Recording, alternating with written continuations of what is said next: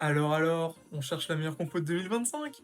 Je sais pas si vous êtes déjà dit que c'était chiant de draft avec un nombre de brawlers qui se rapproche dangereusement de 100 à chaque saison, mais moi oui.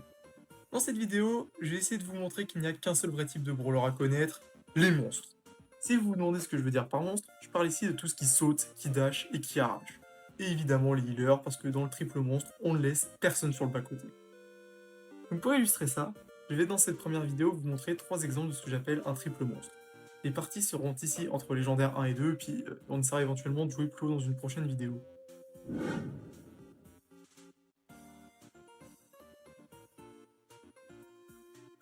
Donc pour la première game de la vidéo, on est sur pro au loin.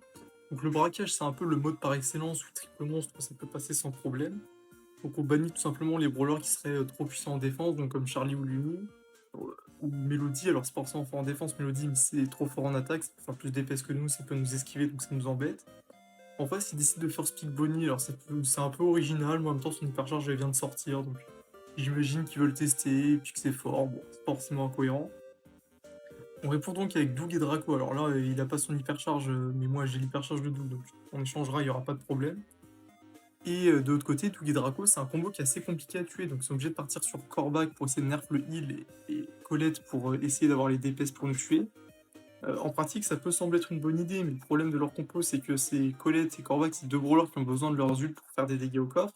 Donc nous, si on repart sur Miko comme ça, on va pouvoir les agresser continuellement, et si on les ignore à chaque fois qu'on décide de simplement triple lane ou de foncer sur leur coffre, bah, ils auront soit pas leurs ults pour nous attaquer, soit ils seront continuellement en train de nous défendre, et ils ne pourront pas gagner la game s'ils ne font que défendre. Donc ça, vous allez vite le voir dans la partie, hein. Là, le Miko, le temps qu'il le tue, c'est nous qui arrivons. Donc avec Doug et Draco, on parvient à mettre des dégâts sur le coffre, on reste un maximum de temps. Et là, le temps qu'il tue le Draco, bah, c'est le Nico qui va pouvoir revenir. Et ils sont obligés d'un peu rester de le défendre, parce que là, vous voyez, la Bonnie et le Corbac, ils vont décider d'attaquer. Ils vont mettre 25% de dégâts au coffre, d'accord. Mais en pratique, une fois qu'ils ont mis ces 25%, ils ont plus d'ulti. Alors même si la Bonnie pourrait rester, le Corbac, lui, bah, il aura moins de DPS que nous. Alors en pratique, là, le Draco a fait l'erreur de rester défendre. Bon, c'était pas une très bonne idée, mais c'est pas dramatique non plus, ça va pas changer le cours de la partie ici. Et vous voyez qu'on retombe dans la même situation. Là, ils sont obligés de nous défendre, sinon ils n'ont pas d'ulti, sinon ils n'ont pas les DPS. Et même si là, ils pourraient tenter de mettre une hypercharge de Kor'bak et une hypercharge de Colette sur notre coffre, bah, c'est déjà trop tard en pratique, hein. Vous voyez qu'ici, j'arrive à finir le coffre avec mon Doug, et même si j'arrive pas à le finir, bah, il y aura toujours le Miko qui va revenir. Ils ont aucun timing pour réellement push notre coffre, vous voyez. Donc je vous passe la deuxième game, hein. Si on regarde les stats, on voit qu'on a globalement juste joué objectif, et c'est ce qu'il faut. Donc la deuxième draft, je vais passer un peu plus vite, hein, c'est de la zone réservée. On nous a laissé Doug et Draco d'open, donc c'est globalement une free win, hein. Si on regarde vite fait ce qu'ils prennent, ils ont pris Grey. L'idée de base c'est de jouer avec des tanks, mais contre Doug et Draco, vous pouvez pas vraiment vous permettre de prendre ça. Donc ils décident de prendre Colette pour nous tuer le plus vite possible et Griff pour open la map. On a Poco, la draft elle est vraiment à notre avantage. Donc là vous allez voir le Griff et le Griff jouent tous les deux le gadget pour open, donc leur idée c'est vraiment d'essayer de speedrun l'ouverture de map. Alors c'est pas forcément une mauvaise idée, mais en pratique ça va rien changer au problème de base qui est qu'ils ont pas vraiment les moyens pour nous tuer vite. Parce qu'en pratique, à moins que le Griff mette vraiment que des full rafales et que la Colette réussisse vraiment à nous aligner avec des ults, ils vont jamais pouvoir nous tuer à 3 d'un coup. Et même s'ils arrivent à en tuer un, vous aurez des hot dogs de Doug, vous avez du heal de Doug et de Poco, vous avez le gadget de Draco. S'ils arrivent jamais à nous tuer tous les trois, c'est toujours nous qui avons le contrôle de la zone. Et c'est un peu la même situation qu'en braquage, hein. C'est vraiment, ils vont subir la game. Ils ne peuvent pas jouer l'objectif avec leur compo. C'est vraiment, vous voyez, sur le papier, Colette et Griff, on peut se dire que c'est des brawlers qui ont vraiment des bons match-ups. Mais en pratique, c'est juste pas suffisant pour notre compo. Ou en tout cas, c'est vraiment juste beaucoup plus dur à jouer. Faut vraiment qu'il soit pixel pour réussir à gagner la game. Ouah, par contre, 700 000 dégâts à 3 quasiment, c'est énorme. Donc pour la dernière partie, on va être dans un mode un peu plus compliqué, dans une map aussi un peu plus technique quand on veut jouer triple tank ou triple heal ou triple monstre en règle plus générale. Donc ici, ils vont partir sur Grey, donc ça nous arrange hein, toujours parce que Grey c'est un brawler qui a pas beaucoup de DPS. On va répondre avec Jae Young, alors c'était pas forcément le meilleur pick, mais on était un peu en panne d'aspiration. On a failli prendre H, un peu trop sneaky le pick H, donc au final on a décidé d'être raisonnable et de prendre Daryl. En face, contre ça, ils vont décider de prendre Oli. Alors si vous vous demandez pourquoi Oli pour counter Daryl, l'idée avec Oli c'est que vous avez le gadget pour hypnotiser si le Daryl décide de vous dasher dessus. Ce qui fait qu'avec Daryl, c'est assez compliqué dans les timings de push. Et derrière, Jhin pour bien se feed des ults contre nous. Et derrière, si j'ai réussi à faire un grab en early, c'est compliqué de gagner le 2v3. J'ai beaucoup hésité, je vais répondre avec Poco. Alors ça peut sembler un peu bizarre, hein, mais en vrai, Poco, ça permet de bien counter les ultis du Oli.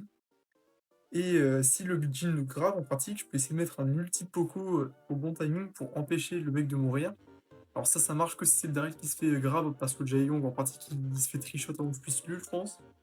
Mais du coup, vu que le Daryl va essayer de tanker les grabs, ce sera pas forcément un problème. Donc vous allez voir que dès le début de la partie, le Daryl et moi on va essayer de jouer assez agressif comme ça dans les bush, quitte à se prendre quelques dégâts mais pour bien charger l'ult. Donc vous voyez que là j'ai eu je pense 4 coups de l'ulti.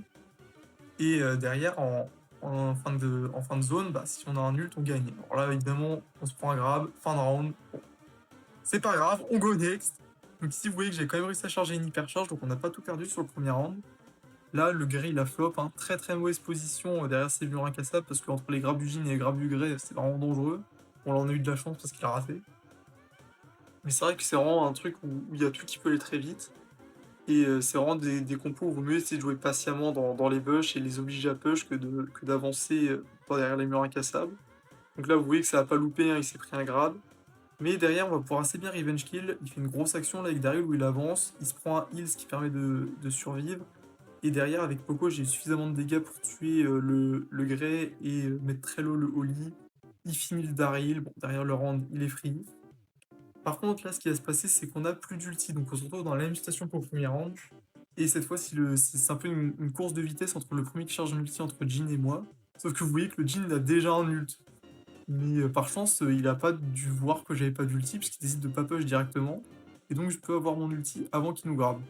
Je pense seulement que s'il avait décidé de directement push et de nous mettre un grab de terroriste, on serait mort, mais bon.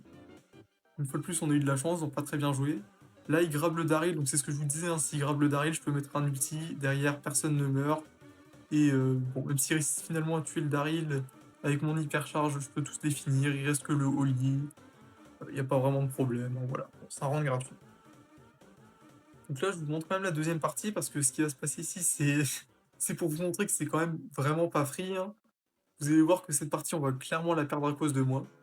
Je vais faire l'erreur de m'avancer, hein, ce que je vous disais qu'il fallait pas faire juste avant, se mettre derrière les murs incassables, ou même juste derrière des murs dans une position visible en règle générale. Et là, cette fois, je vais me faire punir, et évidemment, quand c'est moi qui me fais grab, je ne peux pas ult, et quand je meurs, le 2v3 est juste ingagnable. Et là, c'est pas de la faute de mes mates ou quoi, c'est vraiment juste moi, donc c'est pour vous dire. Même si la compo sur le papier peut sembler simple, parce que je vous montrer dans la première game, c'est vraiment chaque round qu'on perd, c'est parce qu'on fait l'erreur de trop s'avancer. Donc quand on joue des compos comme ça, faut savoir être patient. Là, c'est la même chose. Je refais le même misplay, on perd le round. Donc le round suivant, on arrête de baver sur l'écran, on joue normal, passif, y a pas de problème, on gagne la partie. Si on regarde les stats à la fin, on voit que Poco, au final, c'était vachement efficace. Alors évidemment, Jaehyung et Daryl, ils avaient plus le rôle de, on va dire, de lancer le push. Donc forcément, ils font moins de stats, ils étaient plus là pour tanker les grabs et compagnie, mais ça reste efficace. Donc ce sera tout pour cette vidéo, j'espère qu'elle vous aura plu. Alors faut aussi savoir que c'était ma toute première vidéo, donc j'étais pas forcément ultra à l'aise à parler comme ça devant, devant un micro tout seul. Donc si vous avez des conseils à donner en commentaire, déjà si des gens sont arrivés jusqu'au bout de la vidéo, des humains sont arrivés jusqu'au bout de la vidéo, n'hésitez pas à me faire savoir en commentaire si vous avez des conseils pour une prochaine vidéo sur le montage, ou peu importe ce que vous pourriez avoir en tête. Et sur ce, je vous dis ciao ciao.